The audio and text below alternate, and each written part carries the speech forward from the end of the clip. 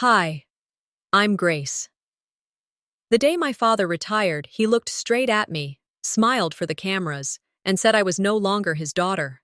They erased my name from every wall, every record, every photo, like I never existed. 4 years passed in silence, but when I walked back into that room, he stood up and called me sir. You'll want to know why. I arrived alone. The parking lot outside the banquet hall was almost full, lined with military-grade SUVs and pristine sedans. I parked at the far end, taking my time to step out. Charleston's early summer heat clung to my dress like judgment. I wasn't sure why I had come. Maybe curiosity, maybe hope, maybe one last reach for a father who never really reached back. Inside, the hall buzzed with old uniforms, stiff backs, and polished shoes. Laughter echoed off chandeliers. Men clapped each other on the back like war heroes returning home. Women sipped wine and exchanged stories of deployments and promotions. It looked like any other retirement party, except this one was for my father, Colonel Horace Whitman, the man who raised me with structure but not affection. Praise came as often as snowfall in South Carolina. I found a spot near the back, unnoticed, unseen, just how I'd always been. The obedient daughter who got straight A's, never snuck out, never pushed back, but somehow still never made it into his line of vision. Everyone knew me as the quiet one, until I became the discarded one. Applause rose as Horace took the stage. He looked sharp in his formal blues, shoulders still squared, voice still firm. He started with stories, his first deployment, the day he met my mother, the birth of my brother Camden. Names dropped like medals. The audience chuckled, nodded, clapped, and then he paused. "I've given 35 years to this country," he said. "And now it's time to clean house, trim the fat, cut the dead weight." Laughter trickled through the room. Then he turned his head, slowly, toward me. My stomach twisted. "And that includes family," he said, his eyes locking with mine. "A daughter who chose a disgraceful path, who no longer represents this name." Silence. Not stunned silence, confused silence. Some people thought it was a joke, a roast. But he didn't smile. He just turned back to the mic and moved on, as if he hadn't just severed me from the family tree in front of 200 people. I looked to my mother, sitting at the front table in a navy dress. Her hands were folded in her lap. She didn't turn around, didn't blink, just kept staring forward like nothing had happened. And Camden? He leaned back in his chair, smug and satisfied, like he had won a battle he'd been fighting in secret. I didn't say anything. I didn't stand or storm out or make a scene. I couldn't move. Shame isn't hot. It's cold. It freezes your legs and numbs your tongue. When the ceremony ended, people shuffled out, some avoiding my gaze, some pretending not to recognize me. I walked through them like a ghost. No one stopped me. No one said my name. Back in my car, the night pressing in around me, I sat with the engine off. My phone buzzed with a few meaningless notifications. I opened my gallery and scrolled to the one photo I had left with him, from my high school graduation, the one where he barely touched my shoulder. I deleted it. No hesitation, no backup. That was the first time I didn't cry when someone hurt me. Because it didn't hurt, not the way it used to. It burned cleaner, like cauterization, a wound closed by fire. "What's left to fear?" I whispered. "Once you've been exiled by the one who made you?" I wasn't angry, not yet. I wasn't heartbroken either. I was hollow. And in that hollow space, something else stirred. A strange sense of freedom, of nothing left to prove, of being done. I reached for the ignition, ready to drive off into whatever came next. But then, a knock on the window. A young server stood there, out of breath. He handed me something, a folded white napkin. "He told me to give you this," the kid mumbled before walking away. I unfolded it slowly, expecting, I don't know, maybe an apology. Maybe a joke to soften the blow. But all it said was, "You were never one of us. Stay out." No signature. Just those 8 words in my father's brutal handwriting. I didn't cry. I didn't scream. I didn't tear it up. I just folded the napkin, placed it gently in the glove box, closed it, and drove off into the night. 4 years. That's how long it's been since the banquet, since the napkin, since my father used a microphone to erase me in front of a crowd that clapped too soon and looked away too fast. I live alone now, just outside Charleston, in a quiet coastal home surrounded by nothing but salt air and gulls. It's the kind of place people forget exists, which is exactly why I chose it. I work from home as a project consultant. I don't answer to anyone. I wake up, drink my black coffee in silence, and help other people fix their businesses while mine is survival. I stopped being the daughter a long time ago. Now, I'm just Grace. No last name in conversations. No history offered. I don't volunteer family photos, and no one asks twice. My world shrank to what I could manage. 4 walls, a routine, a firewall between me and the people who knew me when I was still pretending to belong. The napkin's still in my glove box. I've never touched it since. But I've never thrown it out either. It's not a wound, it's a scar. A reminder of what it costs to stay silent when you should have screamed. You can't heal in the same place that broke you. I heard that somewhere, maybe a bumper sticker or a tired therapist, but it stuck. The thing is, I did heal. Slowly, quietly, and just enough. Then, a few months ago, something strange started happening. I got a check in the mail. No note, no return address, just my name, my address, and $500 drawn from a bank I didn't recognize.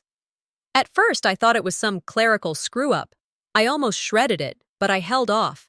Something about the way it was mailed. It wasn't casual. It was precise, calculated. I deposited it. The next month, another one came. Same amount, same handwriting on the envelope. Postmarked from Charleston. By the 3rd month, I stopped pretending it was a mistake.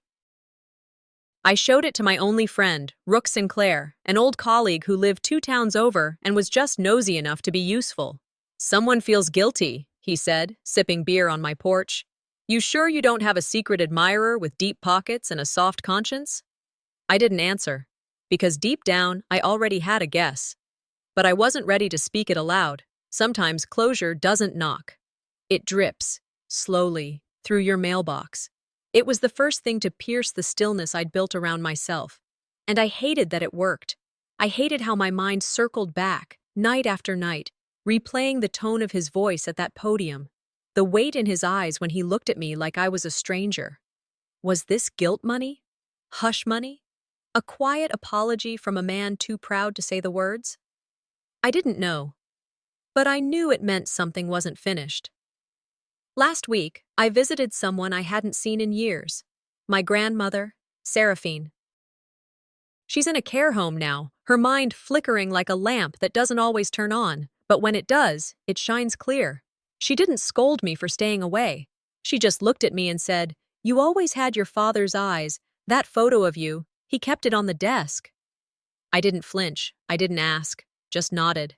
He framed my silence, not my face. It hit me later, driving home. If he kept the photo, why lie to the world about me? Why bury me publicly and memorialize me privately? None of it added up, so I started tracing the checks, bank account routing numbers, dead-end leads. Then, something clicked. The checks were being issued through a third-party payment system linked to a shell company. The company was owned by a firm my father used to control, still listed on the board, still holding quiet influence. So he disowned me publicly, but funded me privately. That's not support, that's control. That's him keeping a tether on me without letting me see the rope. And it wasn't the money that stung, it was the hypocrisy. "You wanted me gone, Dad, so why are you still following me?" I wrote those words down on the back of an envelope and left them on my desk. And I knew then I had to go back. Not to the family, not to the memories, but to the source.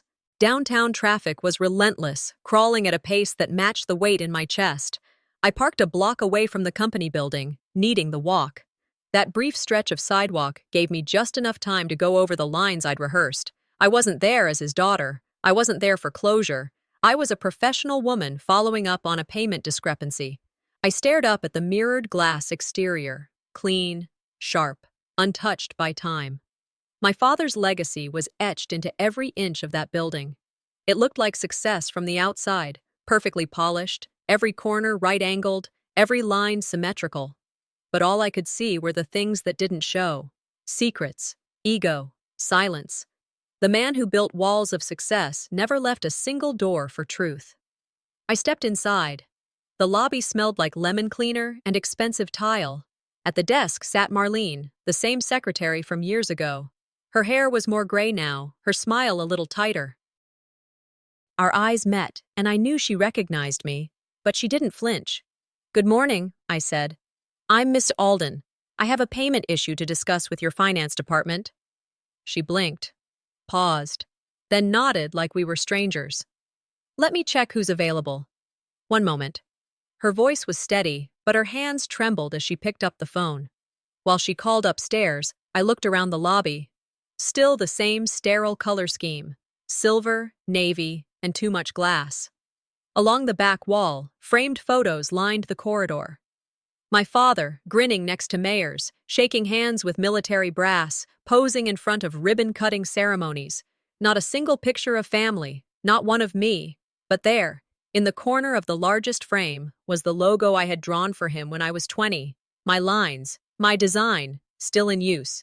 He erased my name, not my work. Marlene ended the call. "Someone from accounting will see you. 5th floor, conference room B." I rode the elevator alone. And my reflection in the doors stared back, a woman they pretended didn't exist, about to walk into a company that profited off her silence. The accountant, Eli, couldn't have been older than 26. Nervous, glasses slipping down his nose, eyes darting toward the door every few minutes like he expected a supervisor to storm in. He set a folder in front of me. "You're here about the disbursements?" "I'd like to know who authorized them," I said, calm but clipped. He hesitated, flipping through the pages. "These came from our charitable outreach division, small payments listed as community support." "And the authorization?" He tapped the signature line. "It's signed under Horace Alden's name." I leaned forward. The flourish in the signature, it wasn't his current one, not the version he used after retirement. This was older, precise, the one he used when I was younger, back when he still wrote me birthday checks by hand. "You're sure these are legitimate?" "They pass all system checks," Eli said, but his voice dropped. "But between us, I've never seen him sign anything in years. These come through a back-end system. Automated. Someone high up." Someone was speaking in my father's voice again. I closed the folder. The payments weren't remorse. They were camouflage. As I exited the elevator and headed for the lobby, a young woman in her 20s brushed past the front desk and walked straight up to me. "Excuse me?" she whispered, eyes glancing toward Marlene. "Are you Grace?" I didn't answer. I've seen your photo. On the desk. In Mr. Alden's private office." My throat tightened. "He stares at it sometimes, late at night.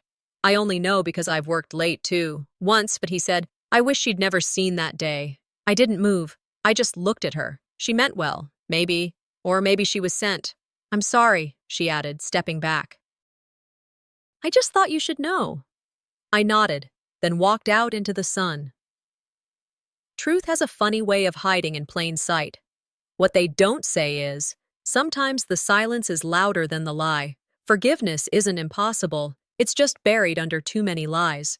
By the time the clock hit 2:00 a.m., I couldn't feel my legs. I'd been sitting in the same chair, staring at the same screen, letting the silence soak through the walls of my apartment like cold air through a drafty window. But I wasn't tired. My mind had sharpened into something closer to fury. I'd started with a few old emails, ones I still had access to, tucked deep in a forgotten cloud backup.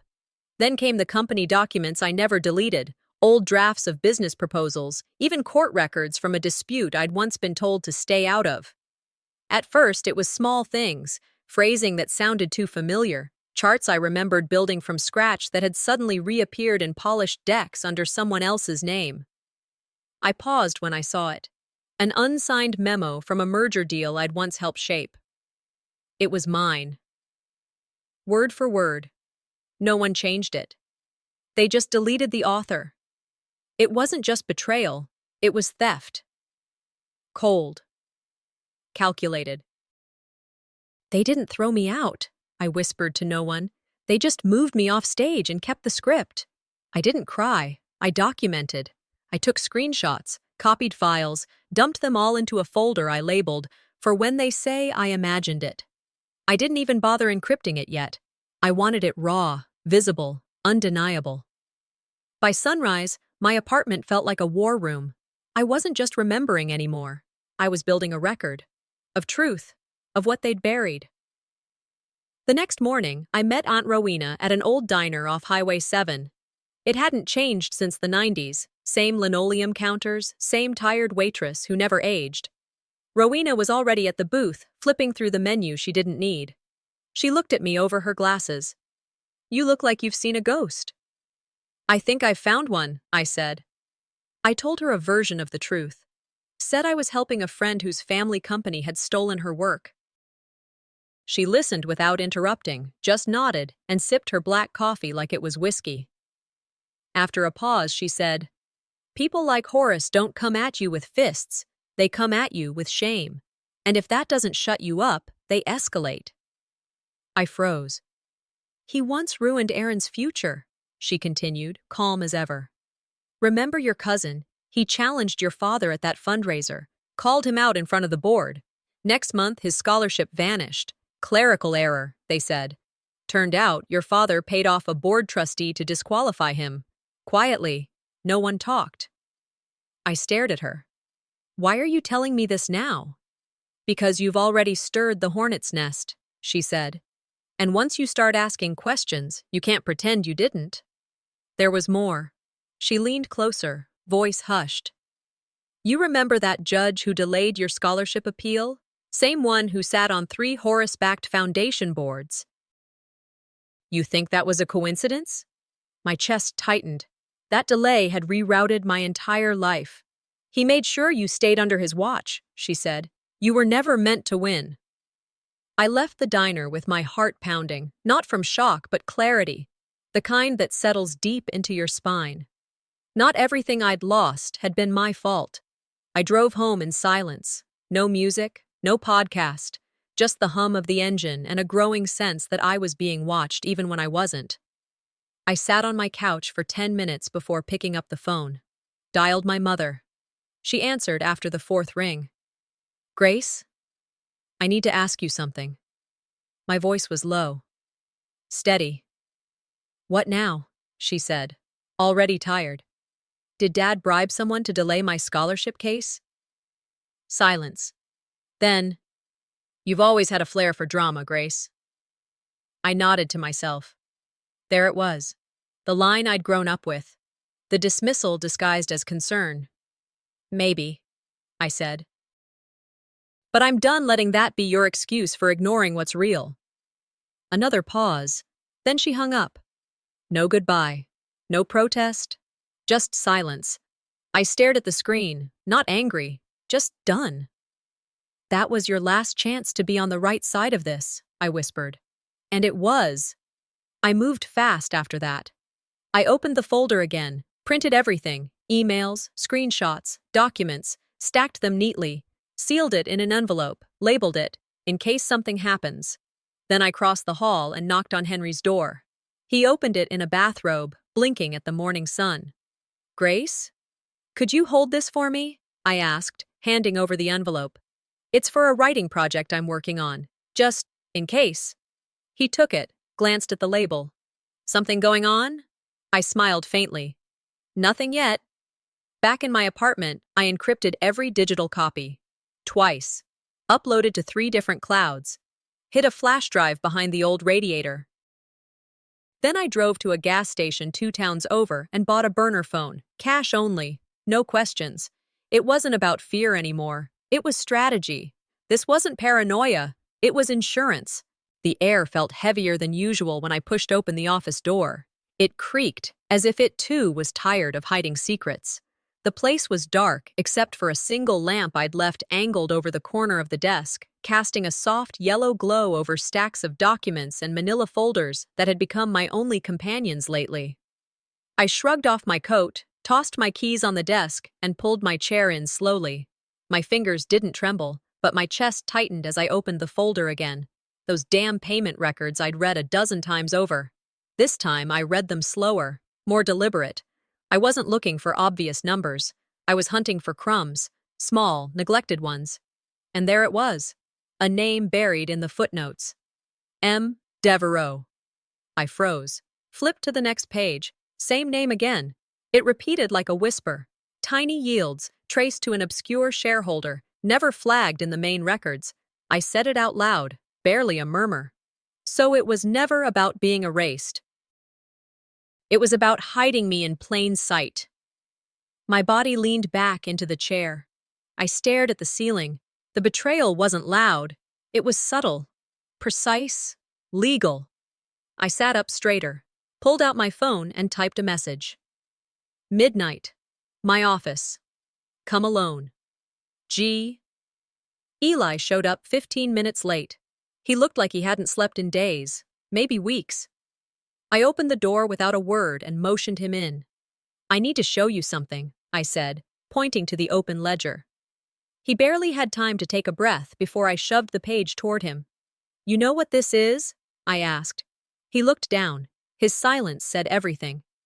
That name, I pointed, has been buried in footnotes for over a decade, attached to dividends, shares, returns.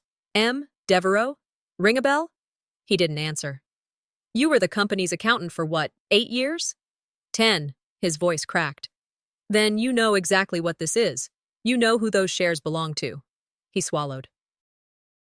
Grace, I was told to keep that off the books. It wasn't my choice. Who told you? I don't know. Don't lie to me. He raised his hands slightly, like he was surrendering. I swear, it came down after your father stepped out. No name, just a directive. Ledger adjustment, silence clause. That's it. I took a deep breath. Those shares, they were in trust, under my name. He nodded slowly. Yes. You all let me think I was cut out, that I was worthless. I didn't know what they were planning. I just kept my head down. You didn't just keep your head down, Eli. You helped them bury me alive. You all did. He didn't deny it. Didn't even flinch. He left a few minutes later, silent, defeated. I stayed behind, just me and the documents. I dug into my drawer and pulled out a taped-up USB drive, the backup I'd forgotten I'd made years ago, plugged it in, navigated through old files. One folder stood out, unmarked, but last modified in 2019. I clicked it. Anonymous File 200 Memo.pdf. I opened it. It was a bomb. Flowcharts, transfers, shell companies, all pointing back to Leland Enterprises, back to Harper Legal, to Crow, to Camden. There, buried in one line. Beneficiary to remain silent. Trust to be named under M. Devereaux. I kept scrolling. Emails followed. Date stamped. All forwarded to my inbox. The name of the sender. Anonymous@harperlegal.com. Sent 4 years ago. I remembered that day. I'd been overwhelmed, moving, grieving, distracted. I thought it was spam, never even opened it. I threw away my lifeline, not knowing it was my only hope.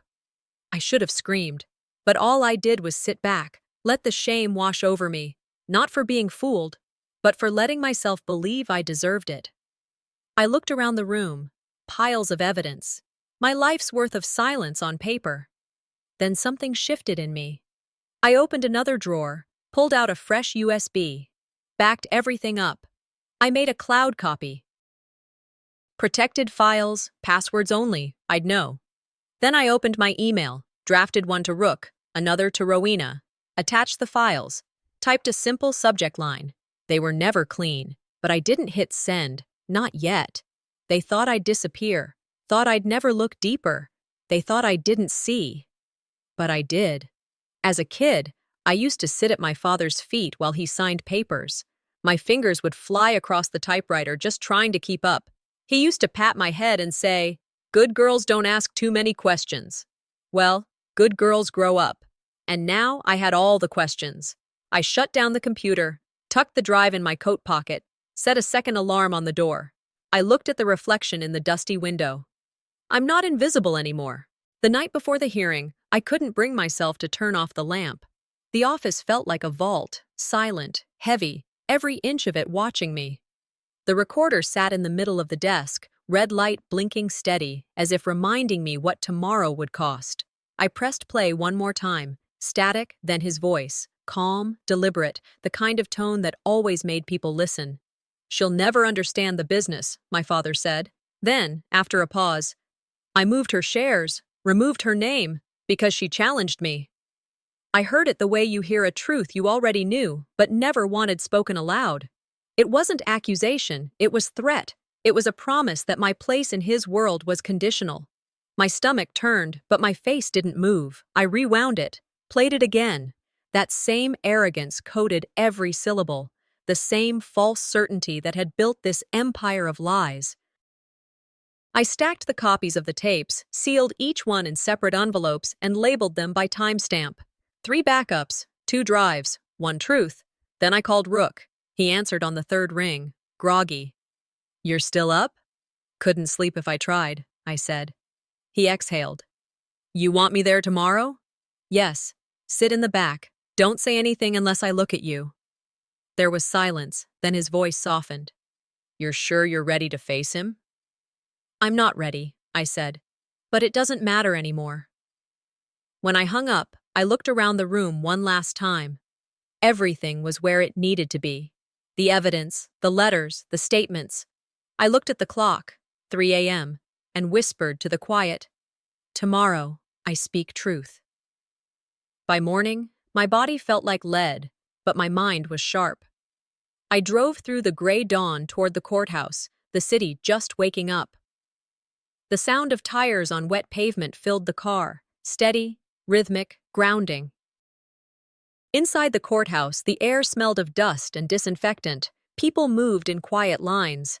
I went through security, my folder hugged close to my chest, and stepped into the hearing room. The wooden benches creaked as I passed. My mother sat on the left, hands folded so tightly her knuckles whitened. Camden sat beside her, eyes on the table. My father, Hawthorne, was across the aisle, crisp suit, calm face, the faintest smirk, like he already knew the ending. The judge entered. Everyone rose.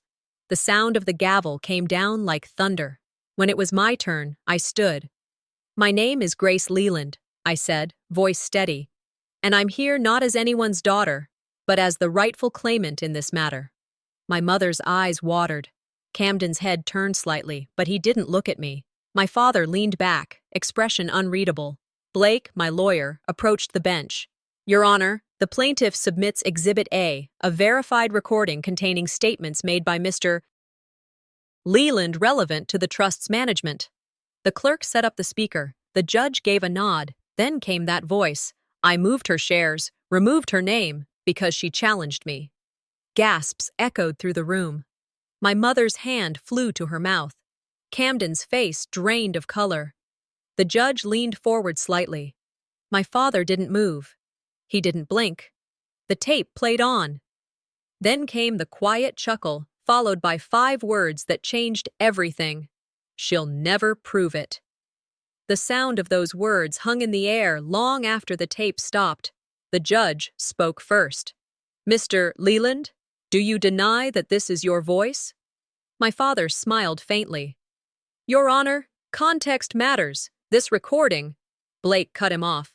"We have voice verification and supporting documents, Your Honor. Financial records confirming transfers of shares to silent trusts under alias ownership, corresponding exactly to the timeline of this confession." The judge nodded, brows drawn. "Continue." Blake's tone was crisp, controlled. "We are also filing suit today, seeking restitution, damages, and acknowledgement of Ms. Leland's rightful stake in the family trust." The defense attorney rose immediately. "Your Honor, the defense objects. This is a blatant attempt to ambush my client with inadmissible evidence." "Objection overruled," the judge said simply. The lawyer hesitated, then reached into his briefcase. "Then allow me to submit Exhibit B." He handed a folder to the clerk. My breath caught when I saw it. My signature, shaky but real, at the bottom of a document I'd prayed never to see again. "This," the lawyer said, is a legally binding agreement signed by Ms. Leland, renouncing all future claims in exchange for a monthly stipend. The words hit me like cold water. For a moment, all I heard was the shuffle of papers. Then Blake turned to me, eyes sharp. "Ms. Leland?" the judge asked. "Do you acknowledge this signature as yours?" I stood, spine straight. "I do, Your Honor, but the document itself is invalid." The defense lawyer laughed under his breath. "Convenient." I ignored him. That paper was signed under duress. I was threatened with eviction and financial ruin unless I complied. The company lawyer stood in the doorway and told me if I didn't sign, I'd never work again. That's not an agreement. That's coercion. The judge's eyes narrowed. "Do you have evidence of these claims?" "Yes," I said, pulling a letter from my folder. A resignation letter from the company secretary, dated the same week the document was signed. It states she was instructed to remove witness lines and delay the filing indefinitely. This contract was never properly entered into company records. It was meant to silence me. The defense lawyer started to speak, but the judge raised a hand. "Sit down." I turned to my father then. "You built an empire on control. You took what you wanted and called it protection. But you forgot. Control only works when the other person stays silent." He didn't answer. For the first time in my life, he didn't have a response. The judge leaned back, expression unreadable. "This court will review all evidence presented. But one thing is clear. Truth has a peculiar way of surviving attempts to bury it." The gavel struck again, ending the session. As people rose from their seats, I gathered my papers and walked past my father. He kept his gaze forward, face pale beneath his calm. My mother looked at me as if seeing me for the first time. Camden stood, but said nothing. Outside, the sky was fading into dusk. Rook was waiting near the bottom of the courthouse steps, hands in his pockets. "Well?" he asked. "He confessed," I said quietly. In his own words, everyone heard it. Rook nodded slowly. "And now?" I looked back at the courthouse, its doors closing behind the crowd. "Now," I said, "he gets to face the silence he gave me." I arrived at the Devereaux Corporation building just as the evening sky softened into dusk. My heels echoed on marble floors as I walked through the lobby, documents locked in my briefcase. Cameras in the corridor swiveled. Board members and shareholders greeted me with careful smiles. My heart hammered, but I held my posture steady. Aunt Rowena's words echoed. "He escalates when you threaten the narrative." I reminded myself, I'm not here to plead. I'm here to reclaim. Inside the boardroom, the tension was tight as wire. The table stretched long, seats occupied by men and women in tailored suits, faces lined with curiosity or skepticism. My father sat directly opposite me, Camden at his side. Their attorneys lined the walls.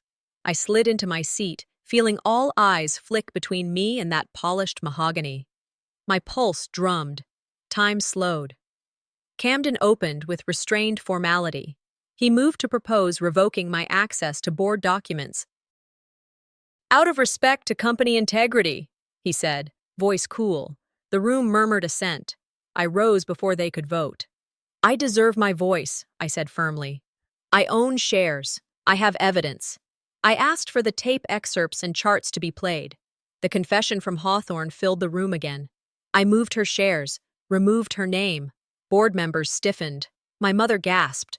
Camden's color drained. The logic charts followed. Entries pointing to shell trusts, entries erased, hidden shares. The boardroom chatter died. When the chair called for a vote, the proxies I had won shifted the balance. One by one, hands raised. To my validation, I reclaimed my rights. Camden's face split in disbelief. He was forced to yield authority, his posture shrinking under whispered shock. Then, I asked for the sealed box. Mother's executor brought it in. I opened the memory box in front of everyone. Inside, childhood letters, architectural sketches I designed, notebooks faded with time. I pulled a letter from Mom. "You belong, even when you don't see it." Tears prickled, but I held them back. I showed a blueprint with my handwriting, altered and reattributed later by Camden in company files. The revelations landed like blows. The room hummed. I steadied myself, voice calm but strong. You thought erasing me would erase truth, but I've become the truth. Horace rose, lips parted to protest, but I cut him off. Don't. You had your chance at apology. I gathered my papers. Cameras flashed. I stood, and without another look, I walked out.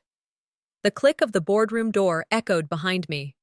In my mind, I thought, I left the room not just validated, but liberated. Silence followed me into the hallway, a stunned hush that branded the moment. By the time I reached the Charleston Gala Hall, the sky had turned the color of burnished copper. Laughter spilled from the tall glass doors, mingled with the sound of an orchestra tuning for perfection. I stepped from the car, my gown dark and sleek, every line deliberate. No jewelry, no glitter, just resolve. The alias on the invitation matched the ID in my clutch, but inside that clutch wasn't lipstick. It was my legal binder, truth bound in paper and ink. Security scanned me with polite smiles. Enjoy the evening, one said. I nodded. I intend to. The ballroom was a sea of glass and gold, chandeliers scattering light like broken promises. Couples moved like choreography, hands touching champagne flutes that caught the light. My heels tapped against marble as I passed the sponsorship wall. Rows of framed photographs, each celebrating the Devereaux legacy. My father's smile gleamed in every one. Camden's beside him. My mother's grace anchored them all. My face was missing, cut out of the frame as if I'd never existed. They built a world full of light, I thought, and left me in the dark. Tonight, I cast my own shadow. I slipped through the crowd, the hum of laughter fading into a steady thrum of nerves. I stayed near the back, watching the speeches, the auction, the false praise traded like currency. I waited for the right crack in the facade. It came halfway through the evening. The host announced a brief surprise address from a former employee of Devereaux. His name barely registered before he took the stage, a man in his 40s, nervous, his hand shaking around the microphone. I owe someone an apology, he began. The words landed heavy. Grace, your father silenced me, but truth cannot be bought. Conversations died mid-sentence. Heads turned. My breath stilled. He looked straight ahead, not at me. I worked under Camden. I was ordered to bury documents, to alter audit records, to erase her name from design files. I did it because they threatened my family. His voice cracked. But I can't carry that anymore. Someone whispered, Is this a stunt? Another murmured, That's Hawthorne's old project manager. The man continued, stronger now. They used money, fear, and reputation to keep me quiet, but I watched her lose everything because of my silence. And I am done being afraid. Gasps broke through the room. The sound was sharp, alive, uncontrolled. My father's expression tightened, that familiar steel cracking around the edges. Camden's jaw clenched. The man's voice softened.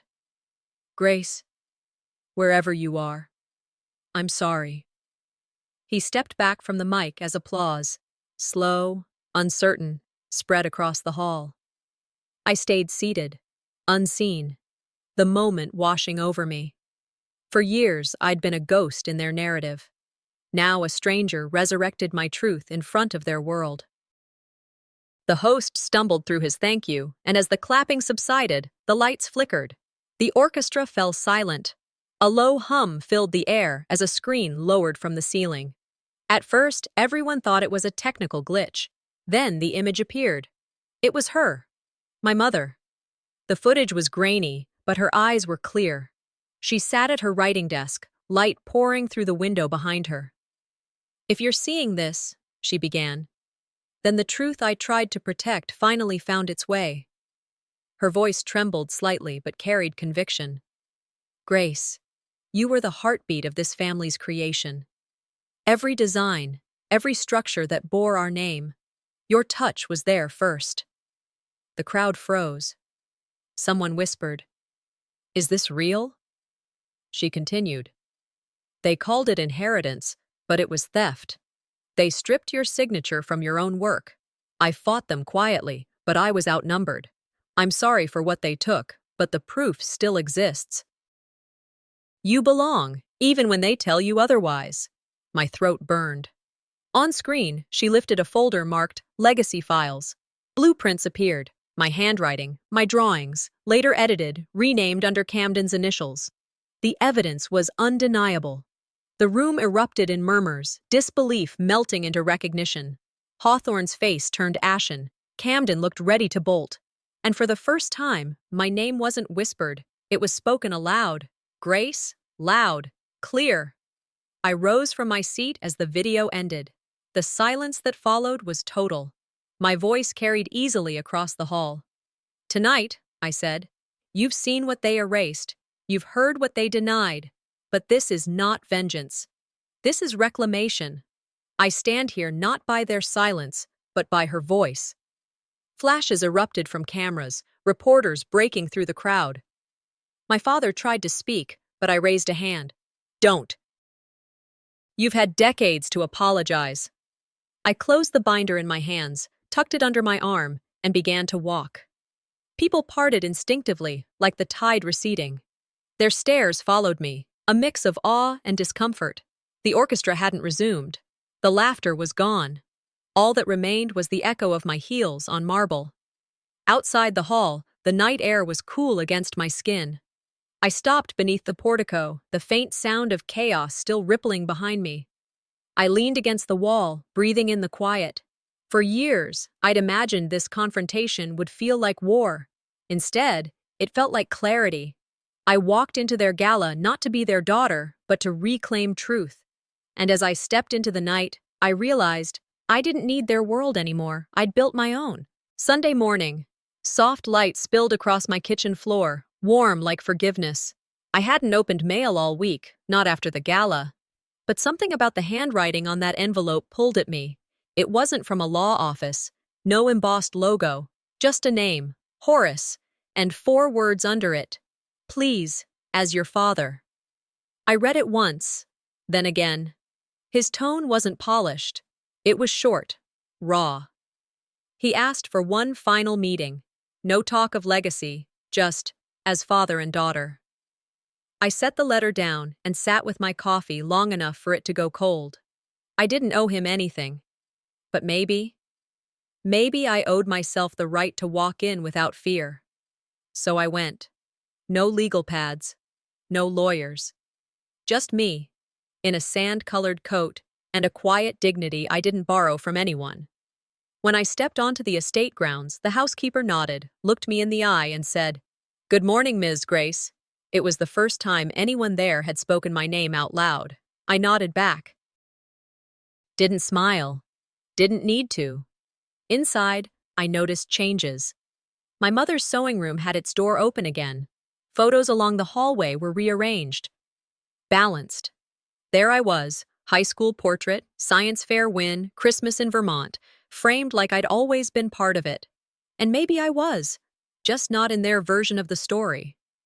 They erased me from the walls, I whispered to myself, fingers grazing the edge of the frame.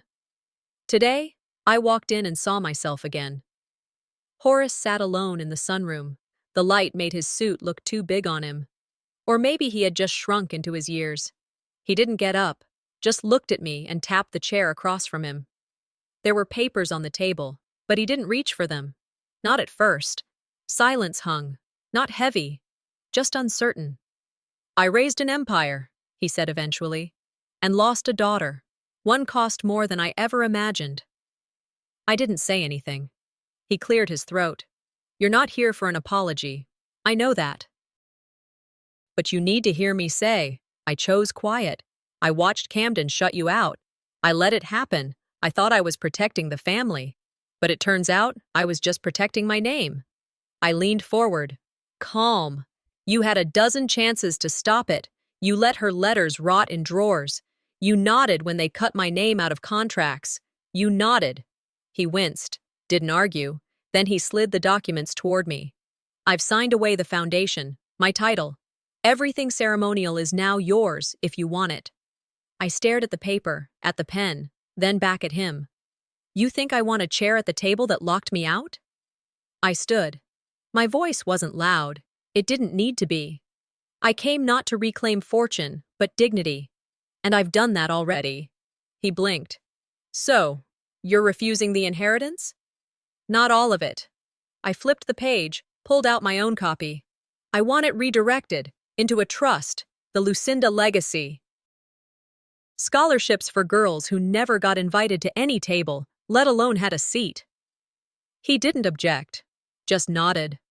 I took off my ring, the family crest one Camden gave all of us like badges of loyalty. I placed it gently on the table between us.